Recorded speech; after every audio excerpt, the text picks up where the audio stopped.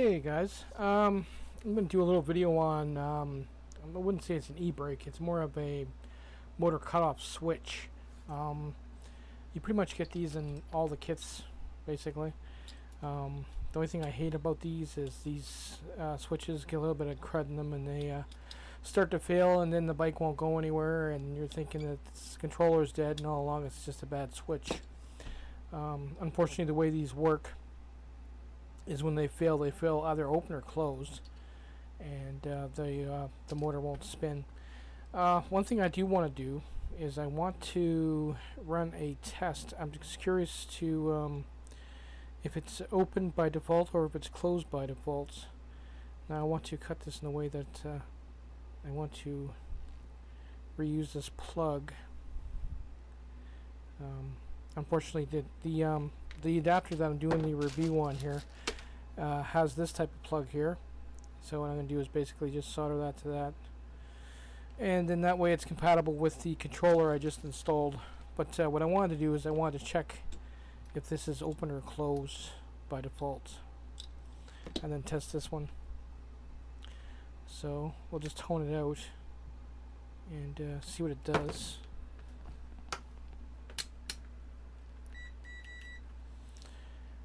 By default it might be closed, and then it opens when you hit the brakes. Nope. So when you hit the brakes it shorts. So it's open by default and then it shorts when you hit the brake. Okay. Well, alright. So I want to see if that one will do the same, to be sure it's compatible with what I wanted to do. This is about, these are about $17 or $16, which I think is worth the money if you don't want to have to go out and build one, because it's basically a reed switch. I believe this is probably the magnet.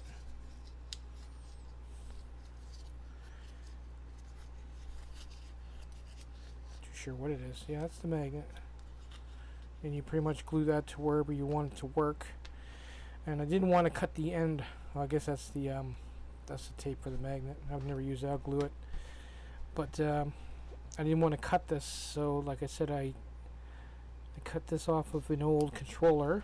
That's why I say never throw this stuff out, because you can use parts from them. And we're just going to quickly check the tone it out. Okay, so see, this is the opposite. I'm not even sure how the hell this is going to work. Oh, wait a minute, because if this is set up, it's going to be set up in a way that when the brake's not being moved, the magnet's on it. So if we put the magnet on it,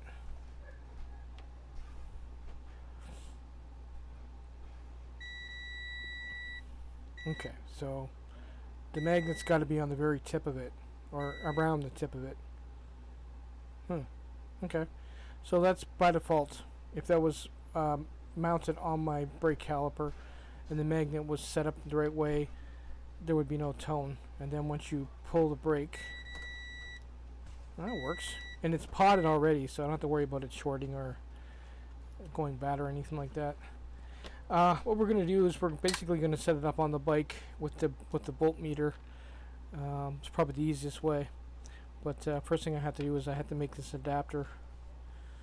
This way this mod goes a little bit smoother. I can just plug it directly into the controller.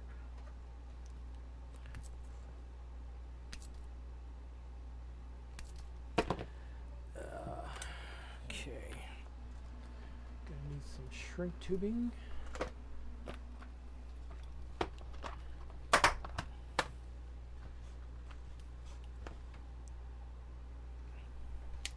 I'll make this quick and dirty. Yeah, so the story of how I found out I needed this cutoff switch with pedal assist says there's a little bit of a lag time there when you start pedaling and then when you stop pedaling. And I propped the bike up in the basement here on a little stool so I could turn the back wheel, but the front wheel was still touching the floor. And when I went to pedal, it took off, and I was holding the bike from falling over. It was like there was smoke, and it was like doing a burnout on the basement floor. And I found there's like a 15 to 16 second delay when you stop pedaling, and that's when I realized I needed this. I mean, if I was in a situation where I had to do a panic stop, which everybody's been in, some idiot driver cut you off, there's no way I'd be able to stop. I'd be fighting the motor to stop the bike, and that's kind of a dangerous way to do it. Oops. Guess you guys can't see. Sorry. So that's how I came about getting this. Like I said, I could have built it myself. I actually have some devices around here with reed switches in it. I'm too lazy. I'd rather have something that's just plug and play. There. That works pretty good. I just got that solder holder there. It's better than burning my mats. Where's my lighter? Do I have a lighter down here? Probably not. I'm not seeing a lighter. Just give me a minute to get things together here. Okay.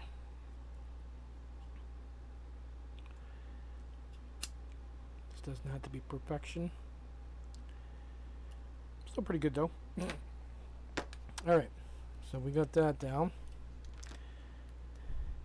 Let's figure out where we're going to mount this. And we change my leads here so we can test it better.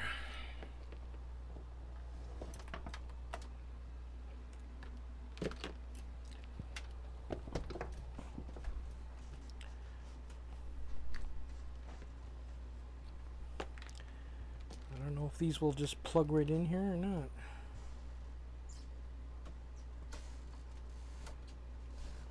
Don't want to push too hard because I can damage the plug.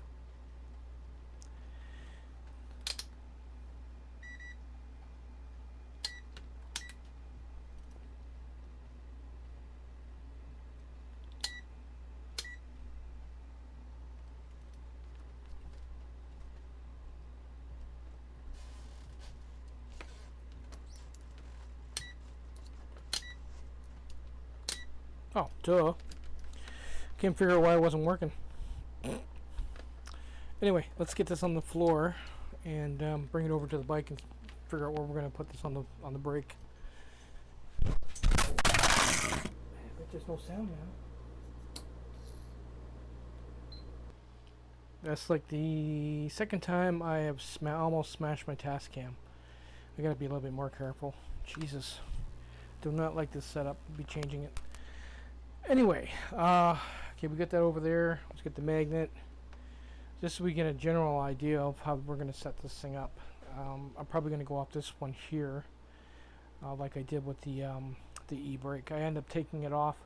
The issue with the e-brake that I made with the switch is when you got to about there, okay, it would hit the e-brake, but when you really slam the brakes on, and this went past a certain spot on the lever, the e-brake would cut off, which would really throw you off because the bike would lurch forward. So I removed it. Didn't work.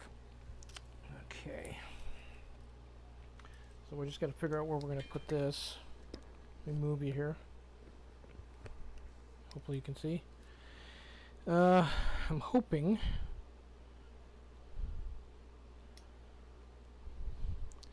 be nice if I could just put it right there like that. Put the magnet right on the end of the lever. Where'd it go? Oh no! Am I gonna dig that out? Oh, that's gonna be fun. Give me a minute. I'm gonna see where I'm gonna mount it, and then I'll bring you back. Well, that's about it, guys. I managed to test it. It was a bit of a pain in the butt.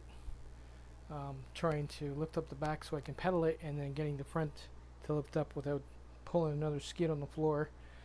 The minute I hit the brake, it stops, so it's working. I gotta wait for that to dry. I'm gonna have to go through all the trouble of rewiring this all the way down, and then I'm just gonna hook it up to the one, which is the front The back doesn't need it. The back wheel only goes with the throttle. So, but yeah, it's definitely black and white.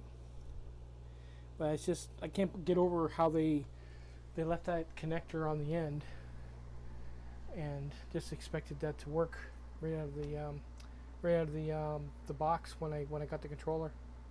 So that's hilarious. Anyway, there you go. It works. I think it's easier than trying to do your own. Just make sure the amount in the way that the magnet is exactly touching the end, or else it won't work properly. Later, guys.